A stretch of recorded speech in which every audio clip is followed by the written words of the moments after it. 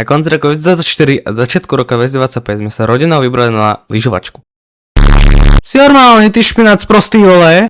No, kde sme to skončil. Išli sme na Donovali a ja som si tam bol prvýkrát skúsil snowboarding. Dokonca tam mali aj stunt park, kde boli aj raily, ale ja som skákal len veľa toho, lebo kebyže by som sa o to pokúsil, dopadlo by to asi tak.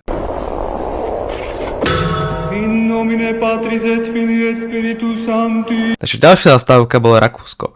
Skvelý zážitok, doporučujem tam ísť, len pozor na čiernom svahu, aby vás nemusel zachronovať helikoptéra. Náš prvý pokus bol na modrej trati, pretože sa nám to zdalo ako najľahšia trať, no opak je pravdou.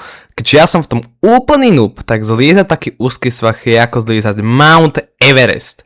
Pri jednej zákrute som stratil rovnováhu, otočil ma dozadu, v panike som sa nakláňal dopredu a dozadu zadnou časťou snowboardu som nabral zem a letel som. Snažil som sa zmierniť pád tým, že dopadne na ruky, ale nedopadlo to tak, ako som chcel.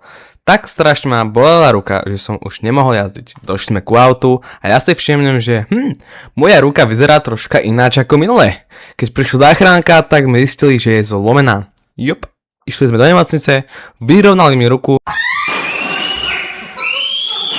a musel som si na pár mesiacov otrpiť život s jednou rukou. No a tak chvíľu idem zasnowboardovať, takže keď nebudem vydávať videá, tak viete, čo sa mi stalo.